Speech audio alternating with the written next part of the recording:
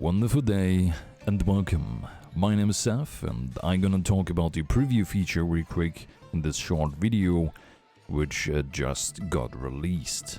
As you know, I did talk about the preview feature like shortly in other videos, or I teased it like pretty much on Twitter, not Twitter, sorry, Reddit. I wanted to just go over quickly what is a preview feature and showcase so everyone is online what exactly it is.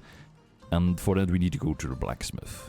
Inside the blacksmith on the retail version of the game you had premium equipment. Probably most of you know that, you have premium weapons and premium armors. And how it worked pretty much, this was mostly just promotional stuff and mostly gacha stuff which you needed to buy with like real money mostly. So if you look at this stuff, you see that those entries in the blacksmith are yellow.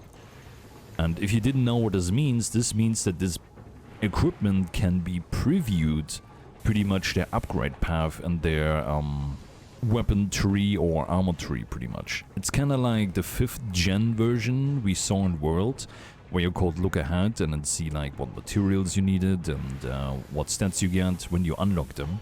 This is kind of similar than that, like you have your things here and you can in-game you see like if it's yellow you see that it says info on the top right above the names, and my button is select of course because I'm a controller. Whatever select button corresponds on your keyboard, use that hotkey. And pretty much if you click this you can see the next upgrade for this weapon without crafting it. You can preview it.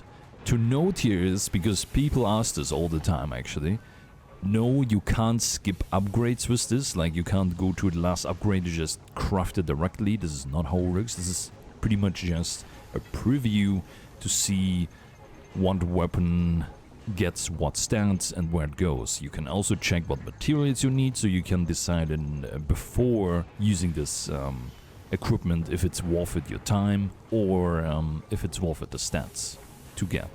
This is a very handy thing, especially because you can use this even on armors. Yes, this also works on armors if you go to armors, premium, package, chest, there. Boom. Same. You can check the paths, you can check the upgrades just, and you see the different like stats and extra stats and slots, etc. you get here. So this is very damn quality of life feature in my opinion. The first time I saw this I was like, I need to have this on every equipment. And now I finally figured out how. With the help of Malkir and Chakratos I was able to bring this now to everything that's relevant, because it does work with everything specifically. My guess is that like if you see on the retail version there is actually some premium weapons, for example, who don't have this activated even though they have upgrades. I think the Gunlance here, the Wyvern Bolt, didn't have it active, but the Wyvern Bolt has upgrades. So I'm not sure why this is a thing, because I'm pretty sure this feature was there to animate people to buy premium equipment over other equipment, because if you see the normal equipment, of course, and you can check on the premium equipment how strong it gets, you're more motivated, like what you need, to grab that equipment because you know how strong it gets, instead of like trying out and crafting everything else, where everything else is like a massive grind. And obviously if you want to spend time grinding that and then eventually being helpful or being stuck because it doesn't go further upgraded, it's pretty much animate you get the premium equipment. That is my guess. That's probably how it worked. I'm not sure why it wasn't activated for all premium weapons. I just took the liberty to do that. And pretty much this is now applied to all weapons, like normal ones. Of course, as you can see, you can call it a downside technically. It's not really a downside, but as you see here, everything will be colored in yellow text. This is a side effect. This is nothing you can do. This side effect happens. It's not a big of a deal because you can see the normal name in the info box there to the right, of course, if you can't read this yellow thing. But pretty much that is the only downside of this. So rust shard weapons, for example, don't work with this. You can activate this, but if you try it, then it will crash. So that's like where it doesn't work. Obviously, because the rust shard weapons are pulling random weapons out of a pool, so the game can't say, well, I'm gonna preview this, but obviously there's nothing. Because how this works is, it looks ahead of branching paths and upgrade tiers, instead of like individual levels like G-rank weapons work. And that is where we come to. G-rank weapons, like the ones that just level normally from 1 to 50, are don't working with this. And that's why I disable this. There's nothing happening if you use it, like it just says there's no information, and nothing happens. There's no crash or anything, but obviously it doesn't work. So I deactivated this for this. Why? Because there's certain G-rank weapons who do go beyond that level and those work. Like Shantian Sword, for example, has a G Finesse upgrade. G Finesse is pretty much the extra boost level after level 50 you can put a G-rank weapon in. This is not for every weapon, this is only for specific few weapons, and those weapons are activated only. So you can pretty much see which of these weapons now go beyond level 50 and have an extra upgrade after that. Obviously you only see that maximum upgrade, you don't see like every individual level. As I said, it looks for the branching paths, and yeah. So pretty much, you know it, there you go.